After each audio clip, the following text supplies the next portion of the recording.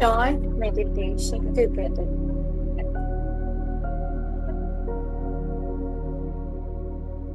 Take a few deep breaths.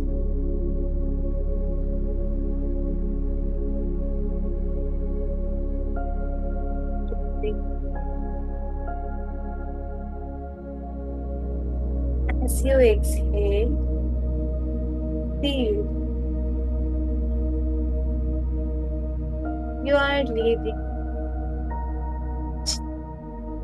all the negativities, all the tiredness behind. And as you inhale, feel the fresh environment, the freshness, the positivity all around. Mind yourself, I am a being of love and light. I am God's child. I am surrounded by God's love, power, and blessings. I am a powerful soul,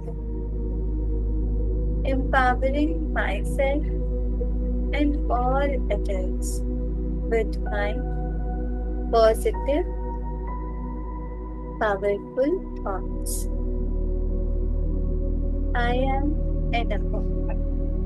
I am loving and lovable. I am surrounded by love and gratitude. I have love, respect, and blessings for all. My every karma is at the highest vibration. My life is perfect, whole, and complete. Om Shanti.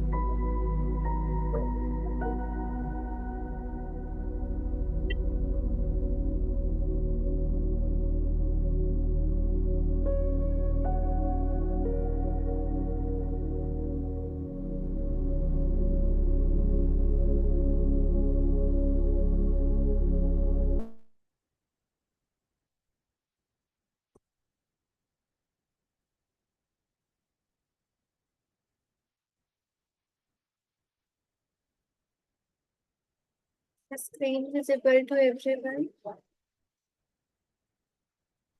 हाँ जी visible. Thank you, sister.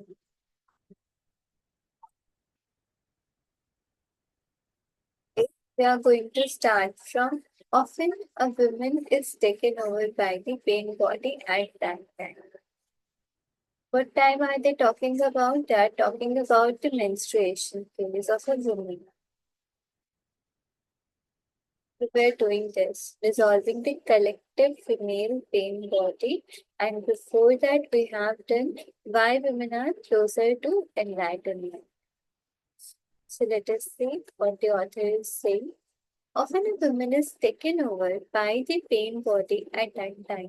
It has an extremely powerful energetic charge that can easily pull you into unconscious identification with it.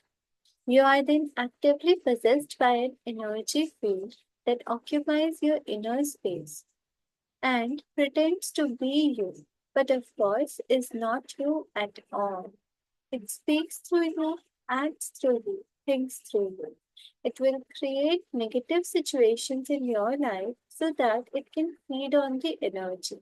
It wants more things in whatever form. I have described this process already. It can be vicious and destructive. It is pure pain, past pain, and it is not you. Author हमें क्या समझा रहे हैं कि जो menstruation वाला phase होता है एक वुमन का उस टाइम हम अपनी पेन बॉडी से टेकन ओवर हो जाते हैं उस टाइम जो पेन है वो प्योर पेन रहता है वो पास्ट पेन रहता है और वो हम नहीं है लेकिन उस वक्त हम इतने ज्यादा जो फील्ड रहती है वो हमारी इनर स्पेस को पूरी तरह से ऑक्यूपाई कर लेती है। और पेन बॉडी का क्या नेचर होता है, उसको और ज्यादा पेन चाहिए किसी भी फॉर्म में, क्योंकि वो उसके ऊपर फीड करती रहती है नेगेटिव सिचुएशंस के ऊपर।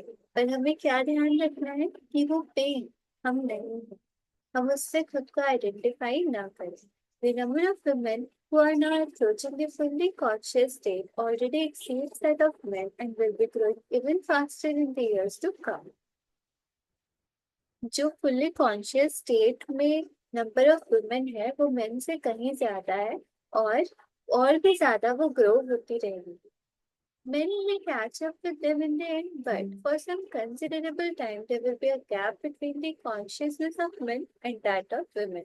Women are regaining the function that is their birthright and therefore comes to them more naturally than it does to men. Be a bridge between the manifested world and the unmanifested, between physicality and spirit.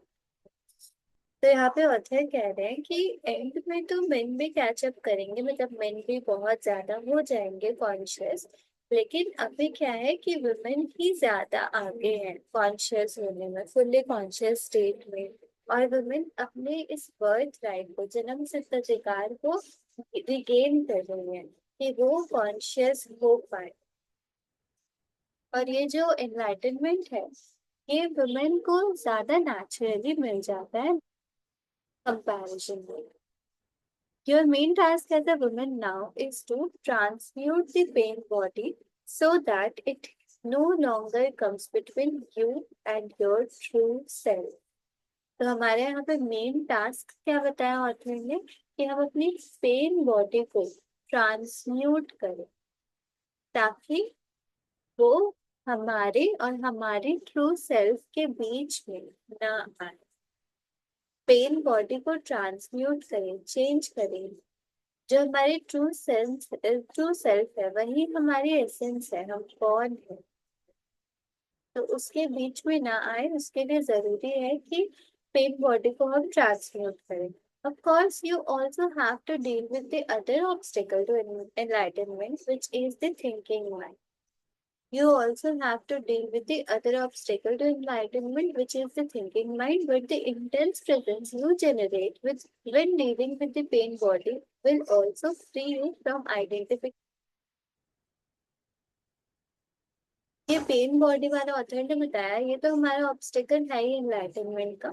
उसके अलावा एक और क्या obstacle है हमारे enlightenment को achieve करने के बीच में, थिंकिंग होगी, जो थॉट्स हम क्रिएट करते हैं अपने माइंड में।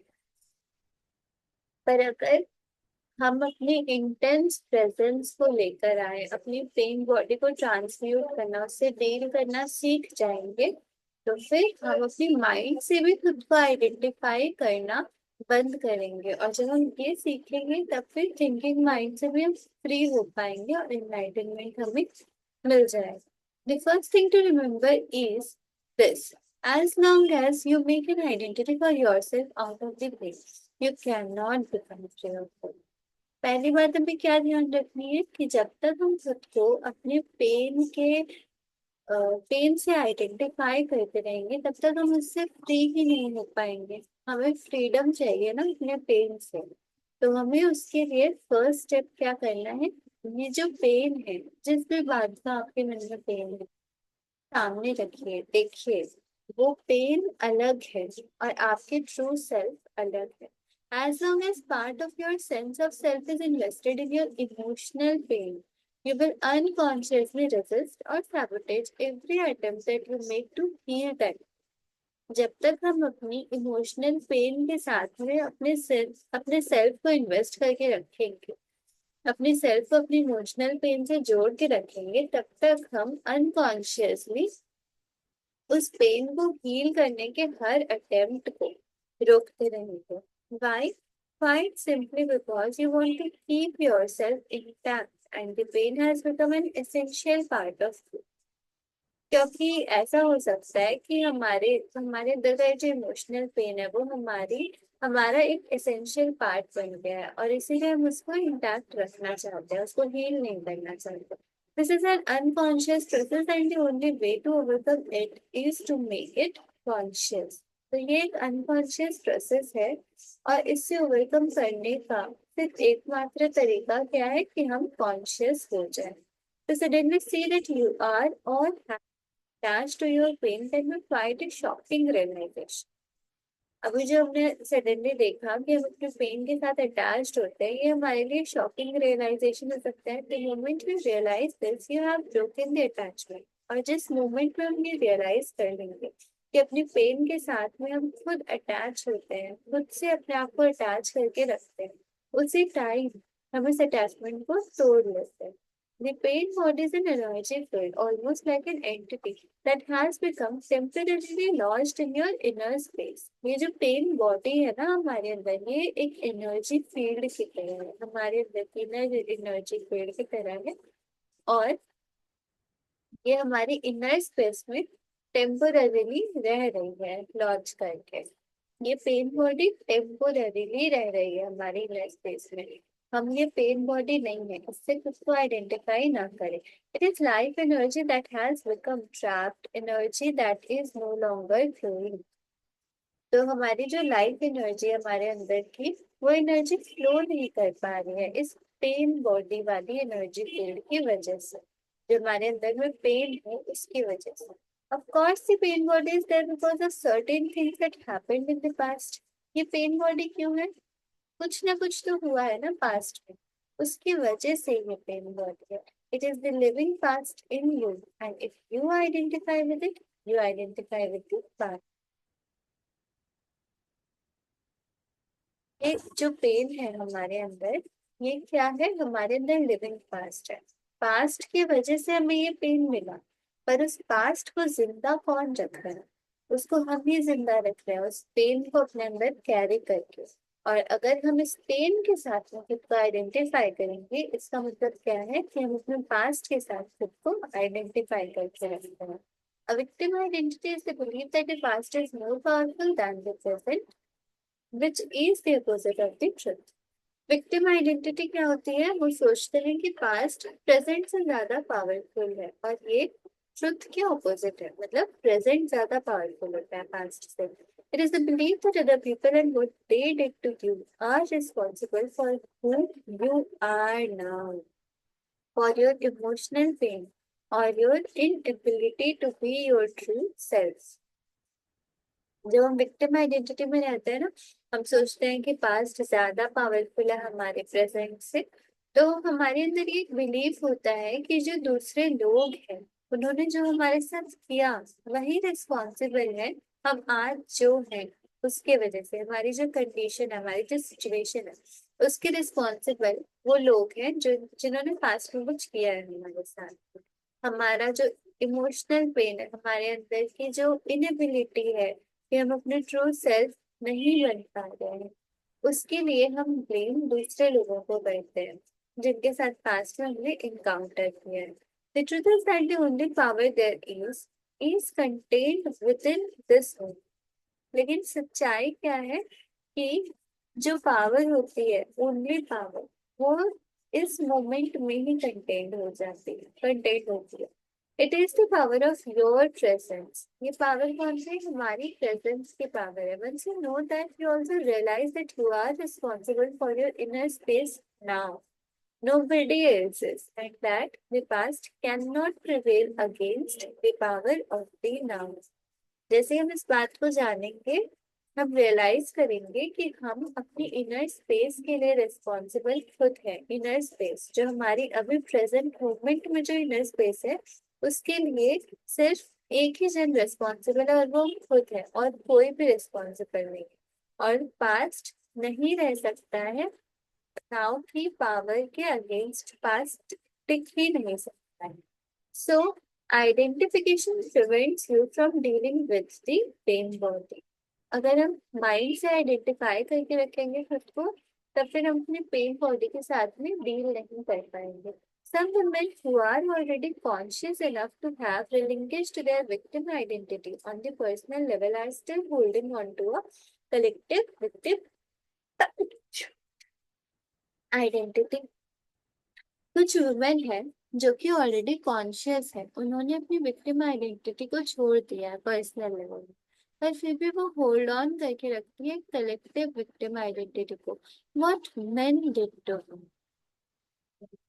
They are right and they are also wrong. They are right in as much as the collective female pain body is in large part due to male violence inflicted on women and repression of the female principle throughout the planet over millennia. They are wrong if they derive a sense of self from this fact and thereby keep themselves imprisoned in a collective victim identity. Now, ये collective victim identity क्या है? जो women trapped हो जाती है इस identity, इसके साथ में खुद को आइडेंटिफाई करती है कि मैन ने वुमेन के साथ क्या किया है, क्योंकि वुमेन के ऊपर बहुत कुछ ऑपरेशन भी हुए हैं. अ, बहुत कुछ सहा है वुमेन ने बहुत सालों से. पर अगर इस सेंस से वो लोग अपने सेल्फ को डिराइव करती है तो वो सब गलत है. If a woman still holding on to anger resentment और condemnation she is holding on her pain body. अगर एक वुमन के अंदर में एंगर रिजेंटमेंट कंडेमनेशन है उसका मतलब क्या है कि वो अभी भी अपनी पेन बॉडी को होल्ड ऑन करके रख रहे हैं. This may give her a comforting sense of identity of solidarity with other women, but it is keeping her in bondage to the past and blocking full access to her essence and true power. तो इससे क्या हो जाता है, अगर हम अपने अंदर में ये सब चीजें होल्ड ऑन करके रखते हैं तो इससे कंफर्टिंग सेंस ऑफ आइडेंटिटी हमें कैसे मिलती है कि हम दूसरे वुमेन के साथ में खुद को आइडेंटिफाई कर पाते हैं. हम सोचते हैं हम अकेले नहीं, पर इसकी वजह से बॉन्डेज भी होती है. ये बॉन्डेज किस लिए? पास्ट की वजह से. जैसे हमने आज लाइन पढ़ी ना कि वो लिविंग पास्ट है हमारे अंदर में, उस पास्ट को जिंदा हम खुद ही रख रहे हैं. और जब हम उस पास्ट को जिंदा रखेंगे अपनी इनर स्पेस में, अपनी पेन बॉडी को रहने देंगे, तो इसका मतलब क्या है, हम एक बंदिश में एक बॉन्डेज में है और पास्ट के साथ में हम खुद को आइडेंटिफाई करके रख रहे हैं. और इस वजह से हम अपनी एसेंस को, अपनी ट्रू पावर को ब्लॉक कर रहे हैं. हमारे अंदर जो लाइफ एलिमेंट है वो ठीक से फ्लो नहीं कर पा रहा है इस वजह से. If women exclude themselves from main, that fosters a sense of separation and therefore a strengthening of the ego. और अगर वुमेन ऐसे मेन से खुद को एक्सक्लूड करेंगे तो इसका मतलब क्या है कि एक सेंस ऑफ सेपरेशन होगा और वो अपनी ईगो को स्ट्रेंथन कर रहे हैं. And the stronger the ego, the more distant you are from your true nature. और ईगो जितनी स्ट्रॉन्ग होगी उतनी ही ज्यादा हम अपने ट्रू नेचर से खुद को दूर रखते हैं. So do not use the main body to give you an identity. तो अपनी आइडेंटिटी बनाने के लिए, अपनी आइडेंटिटी के लिए हमें कभी भी पेन बॉडी को यूज नहीं करना चाहिए. Use it for enlightenment instead. अपनी पेन बॉडी से हम एनलाइटनमेंट को भी पा सकते हैं. जैसे हमने पढ़ा था ना, ट्रांसम्यूट करना है हमें. Transmute it into consciousness. उसको कॉन्शियसनेस में हम ट्रांसम्यूट कर सकते हैं. One of the best times for this is during menses. उसके लिए बेस्ट टाइम क्या होता है? Menses. I believe that in the years to come, many women will enter the fully conscious state during that time. Usually, it is a time of unconsciousness for many women as they are taken over by the collective female pain body. Once you have reached a certain level of consciousness, however, you can reverse this. So, instead of becoming conscious, you become more conscious. Instead of becoming unconscious, you become more conscious. I have described the basic process already, but let me take you through it again, this time with special reference to the collective female body. तो author कह रहे हैं कि menstruation वाले time पर जब mostly women unconscious हो जाती है क्योंकि पेन बॉडी उनको टेक ओवर कर लेता है, उस टाइम हम उस पेन बॉडी को यूज कर सकते हैं, उसको ट्रांसम्यूट कर सकते हैं इनटू कॉन्शियसनेस. और ऑथर ये बिलीव करते हैं कि इस टाइम पर बहुत सारी फीमेल कॉन्शियस होंगी. अभी इस टाइम में फिर से एक और बार डिस्क्राइब करें कि कैसे करके हम उस पेन बॉडी को कॉन्शियसनेस में ट्रांसम्यूट कर सकते हैं. When you know that the menstrual flow is approaching, before you feel the first signs of what is commonly called premenstrual tension, The awakening of the collective female body become very alert and inhabit your body as fully as possible. When the first sign appears, you need to be alert enough to catch it before it takes you over. और फिर बता रहे कि pre menstrual tension से पहले, जब हमें पहले ही पता चल जाता है, तो उस टाइम उस पेन बॉडी का जब वो हमसे हमारे ऊपर टेक ओवर करे, उससे पहले ही हमें उसको कैच कर लेता है, ताकि वो हमें टेक ओवर नहीं कर पाए। इसके लिए हमें हाईली अलर्ट रहना होगा। For example, the first sign will be a sudden strong irritation और अ फ्लैश ऑफ एंगर, और it may be a purely physical symptom. Whatever it is, catch it before it can take over your thinking or behavior. Author बता रहे हैं कि कुछ भी हो सकता है ना, ये फर्स्ट साइन हमें पता ही है, तो वो हमारी थिंकिंग और बिहेवियर में आए उससे पहले हमें उसको कैच कर लेना है। This simply means putting the spotlight of your attention on it. इसका मतलब क्या है कि अपनी अटेंशन का स्पॉटलाइट हमें उसके ऊपर रखना है। If it is an emotion, feel the strong energy charge behind it. अगर कोई इमोशन के रूप में है वो फर्स्ट साइन, तो फिर उस एनर्जी चार्ज को, उस स्ट्रॉन्ग एनर्जी चार्ज को जो उसके उस इमोशन के पीछे है, उसको फील करना है। Know that it is the pen body. जानना है कि ये हमारी पेन बॉडी की वजह से ये इमोशन आया है, उसकी वजह से हमने ये बिहेव किया है। At the same time be the knowing, that is to say be aware of your conscious presence and feel its power. और इस टाइम पे नोइंग भी बनना है हमें। ये मतलब जो भी, जैसे हमने नोइंग वाला एक चैप्टर में पढ़ा था ना कुछ दिन पहले, कि नोइंग का मतलब क्या है कि कुछ भी हम फील कर रहे हैं उसको हम एक्सेप्ट करें एज इट इज, चाहे वो कोई भी इमोशन हो, चाहे वो जेलसी हो, चाहे वो एंगर हो, कुछ भी हो, जो भी हो, उसको वैसे का वैसे ही एक्सेप्ट करना कि हाँ मेरे अंदर ये वाला चीज आया है, तो उसी को हम नोइंग कहते हैं। तो उसको नोइंग नोइंग रखनी है, तो इसका मतलब क्या होगा कि अपनी प्रेजेंस, अपनी कॉन्शियस प्रेजेंस को लेकर के अवेयर होना है और उसकी पावर को फील करना है। Any emotion that you take your presence into will quickly subside and become transmuted. तो कोई भी इमोशन होगा जो कि हमें हमारे प्रेजेंस को, any emotion that you take your presence into will quickly subside and become transmuted। तो ये जो भी इमोशन होगा जब हम अपने प्रेजेंस को लेकर के आएंगे तो वो सबसाइड हो जाएगा, वो इमोशन हट जाएगा और वो ट्रांसम्यूट हो जाएगा। नोइंग वाले में हमने देखा था ना कि अगर नॉन पीस है तो उसको भी एक्सेप्ट करना है, जानना है कि हाँ नॉन पीस है मेरे अंदर, क्योंकि नोइंग से क्या होता है कि हमारे अंदर एक स्टिलनेस क्रिएट होती है इनर स्पेस में, और फिर वो उस इमोशन को, जैसे ये नॉन पीस था तो उसको वो ट्रांसम्यूट कर देती है इनटू पीस। तो जैसे जो भी इमोशन होगा जब हम नोइंग रखेंगे तो फिर वो इमोशन क्विकली सबसाइड करेगा और वो ट्रांसम्यूट हो जाएगा। If it is a purely physical symptom, the attention that you give it will prevent it from turning into an emotion और अ थॉट। और अगर प्योरली कोई फिजिकल सिम्टम हो तब फिर अटेंशन किसको देना है? अटेंशन जब हम उस फिजिकल सिम्टम को देंगे तो फिर वो उसको प्रिवेंट करेगा from turning into an emotion और अ थॉट। मतलब पहले फिजिकल सिम्टम कुछ आया, बॉडी एक कुछ भी हुआ, स्टमक एक, चाहे कुछ भी, तो उसको हम जब अटेंशन देंगे तब फिर वो हमारी इमोशन में, हमारे थॉट में आने से पहले ही, मतलब हम उसको प्रिवेंट कर पाएंगे कि वो हमारे थॉट्स में, इमोशंस में ना आए। फिर वो बिहेवियर में भी क्योंकि चला जाता है ना, जैसे इरिटेशन होता है। Then continue to be alert and wait for the next sign of the pain body। तो ये जब फर्स्ट साइन आया तब हम अलर्ट रहे, तो इसके बाद में हमें कंटिन्यू करना है, अपनी अलर्टनेस रखनी है ताकि नेक्स्ट साइन को भी हम देख पाए। When it appears, catch it again in the same way as before। और जब वो नेक्स्ट साइन भी आए तभी भी पहले की तरह इसको कैच करना है।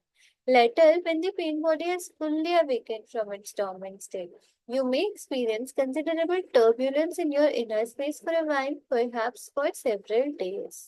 उसके बाद क्या होता है, वो जो पेन बॉडी रहता है डोर्मेंट स्टेट से उठ करके फुल्ली अवेकन हो जाता है, और हम एक्सपीरियंस करते हैं अपने अंदर में एक टर्बुलेंस अपनी इनर स्पेस में कुछ दिन के लिए भी, जैसे कि हम समझ सकते हैं। Whatever form this takes, stay present. तो कुछ भी फॉर्म वो ले ले पेन बॉडी, हमें क्या रहना है उस टाइम, प्रेजेंट रहना। Give it your complete attention, उसको अपनी पूरी की पूरी अटेंशन देनी है। Watch the turbulence inside you, अपनी टर्बुलेंस को अपने अंदर में देखना है, क्या क्या चल रहा है अपने अंदर, थॉट्स क्या चल रहे हैं, इमोशंस क्या चल रहा है, उसको देखते रहना है। नो इट इज देयर, तो यहाँ पे भी नोइंग रखनी है कि हाँ ये है मेरे पे। Hold the knowing and B the knowing, जैसे हमने उस दिन पढ़ा था, being the knowing. Remember, do not let the pain body use your mind and take over your thinking. तो हमें ध्यान क्या रखना है कि हम अपनी पेन बॉडी को, अपने माइंड को यूज करने ना दें, अपनी थिंकिंग को टेक ओवर करने ना दें उस पेन बॉडी को। Watch it, feel it's energy directly inside your body, उसको हमें देखते रहना, उस पेन बॉडी को, उसकी एनर्जी को डायरेक्टली फील करना है अपनी बॉडी के अंदर। As you know, full attention means full acceptance. Full attention का मतलब क्या होता है, जब हम फुल अटेंशन देते हैं उसका मतलब है कि हम फुल्ली उसको एक्सेप्ट कर रहे हैं। Through sustained attention and thus acceptance there comes transmutation. तो जब हमारा अटेंशन सस्टेन्ड रहता है, हम कॉन्स्टेंटली अटेंशन अपना रखते हैं और एक्सेप्ट करते हैं उस चीज को, तब फिर वो ट्रांसम्यूट होता है। तो क्या करना है, attention plus acceptance, sustained attention, long lasting attention. ऐसे नहीं कि ब्रीफ मोमेंट्स ऑफ अटेंशन, नहीं, हमें फुल्ली अपना अटेंशन रखना है और उसको पूरी तरह से एक्सेप्ट करना है। तब फिर ट्रांसम्यूटेशन आएगा, तब वो ट्रांसम्यूट हो पाएगा। The pen body becomes transformed into radiant consciousness. फिर अगर हम इस तरह से अपने मेंस्ट्रुएशन में प्रैक्टिस करेंगे तो हम अपनी पेन बॉडी को ट्रांसफॉर्म कर सकते हैं into radiant consciousness. Just as a piece of wood, when placed in or near a fire, itself is transformed into fire. जैसे कि कोई अगर पीस ऑफ वुड हम रखेंगे उसको फायर के ऊपर या पास में, तो फिर वो खुद ही फायर में कन्वर्ट हो जाएगा। Menstruation will then become not only a joyful and fulfilling expression of your womanhood, but also a sacred time of transmutation when you give birth to a new consciousness. फिर हमारे लिए menstruation सिर्फ एक joyful और fulfilling expression womanhood का नहीं बनेगा, बल्कि वो एक सेक्रेट टाइम हो जाएगा ऑफ ट्रांसम्यूटेशन, जब हम एक न्यू कॉन्शियसनेस में एंटर करेंगे। Your true nature then shines forth both in its male aspect as the goddess and in its transcendental aspect as the divine being, that you are beyond male and female duality. फिर हमारी जो true nature है वो shine करेगी both in its female aspect as goddess, जैसे female aspect में goddess एक shine करती है, and its transcendental aspect as the divine being, और डिवाइन बीइंग की तरह, that you are beyond male and female duality, कि हम मेल और फीमेल ड्युअलिटी के बियॉन्ड है। If your male partner is conscious and he can help you with the practice. अगर आपका कोई पार्टनर हो जो कि कॉन्शियस है, तो फिर वो आपको हेल्प कर सकता है इस प्रैक्टिस में। I have just described by holding the frequency of intense presence particularly at this time. जैसे उन्होंने डिस्क्राइब करा ना कि इंटेंस प्रेजेंस की फ्रीक्वेंसी को कैसे हम होल्ड ऑन करके रख सकते हैं इस टाइम पर। If he stays present whenever you fall back into unconscious identification with the pain body, which can and will happen at first, you will be able to quickly rejoin him in that state. अगर वो present रहे, जो भी आपके partner है वो इस time पर प्रेजेंट रहे, जब भी आप अनकॉन्शियसनेस आइडेंटिफिकेशन पेन बॉडी के साथ में आप आइडेंटिफाई करने लगो, तो फिर शुरू शुरू में तो ऐसे होता ही रहेगा ना कि अनकॉन्शियसनेस में विद प्रैक्टिस वो होने लगेगा परफेक्टली, पर शुरू शुरू में ऐसे होगा, तब फिर आप क्विकली रिजॉइन कर सकते हैं उनको। This means that whenever the pain body temporarily takes over, whether during menses or at other times, your partner will not mistake it for who you are. इसका मतलब क्या हुआ कि पेन जब भी टेम्पोररीली आपको टेक ओवर कर ले, तभी भी आपके जो पार्टनर है वो ये मिस्टेक ना करे कि अ, आपको उस पेन बॉडी के साथ में आइडेंटिफाई करके देखे कि जैसे कुछ भी अगर इमोशन आया, किसी तरह का बिहेवियर आए, वो लेकिन पेन बॉडी की वजह से मैनिफेस्ट होकर के आया अभी। तो उस वक्त आपके बिहेवियर के बेसिस पे आपको जज नहीं किया जाए। ये एक तरह का एग्जाम्पल हो सकता है। Even if the pen body attacks him as it probably will, he will not react to it as if it were you, withdraw or put up some kind of defense।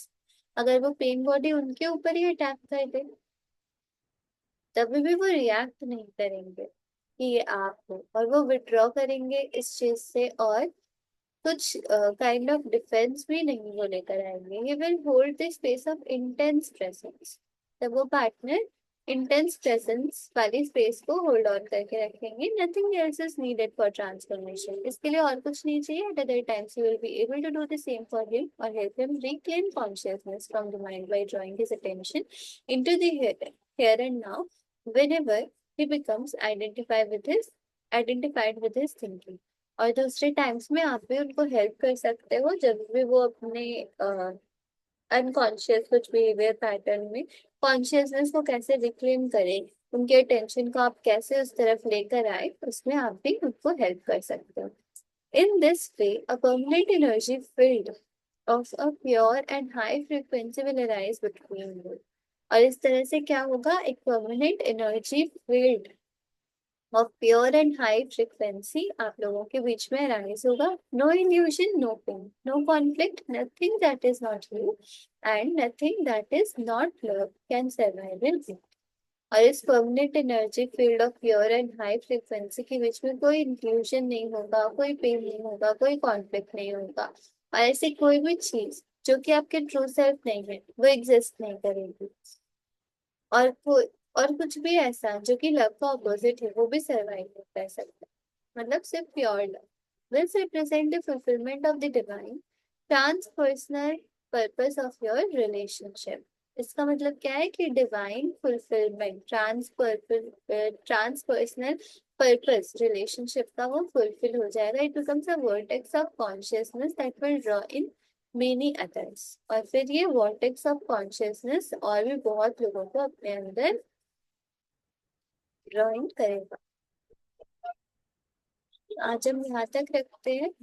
Next day we will start from give up the relationship with yourself। Now let us discuss questions for today।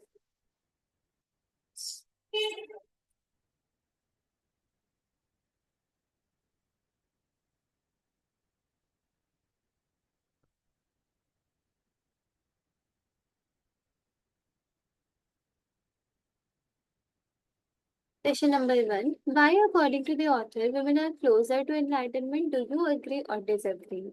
Author ने जैसे बोला था ना, women are closer to enlightenment, आप इससे agree करते हो या डिसएग्री करते हो? और ऐसा ऑथर ने क्यों कहा कि women are closer to enlightenment? Have you ever found yourself trapped in the victim identity? Was it a shocking realization for you to know how we have been attached to our pain? क्या आपने कभी खुद को victim identity में trap पाया? क्या ये एक शॉकिंग रियलाइजेशन था आपके लिए जब आपने ये जाना टेंशन में कि हम अपने पेन के साथ में खुद ही अटैच होते हैं? How can you prevent pen body from using your mind and taking over your thinking? कैसे आप अपनी पेन बॉडी को प्रिवेंट करेंगे कि वो आपके माइंड को यूज करे या फिर टेक ओवर कर ले आपकी थिंकिंग को? The author says through sustained attention and thus acceptance there comes transmutation. What have you understood by what the author has suggested? Author ने जैसे बोला था कि सस्टेन्ड अटेंशन और एक्सेप्टेंस से हम ट्रांसम्यूटेशन वाले प्रोसेस में आ जाते हैं। इससे आपने क्या समझा? और author bye what the author has suggested, जो ऑथर ने सजेस्ट किया अटेंशन और एक्सेप्टेंस वाला, इससे आपने क्या समझा? आपको अपने वर्ड्स में इंटरप्रेट करना है। आप अपने आंसर्स व्हाट्सएप ग्रुप में हमारे सबमिट कर सकते हैं या फिर यूट्यूब कमेंट सेक्शन में भी। Thank you so much for today, for joining today.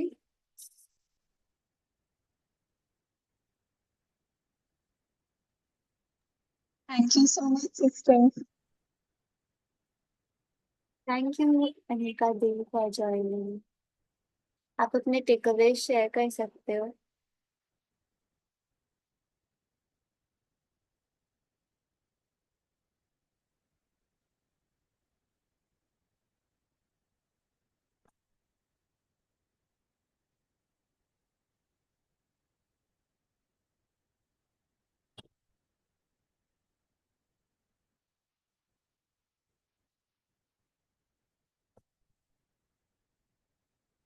So thank you so much.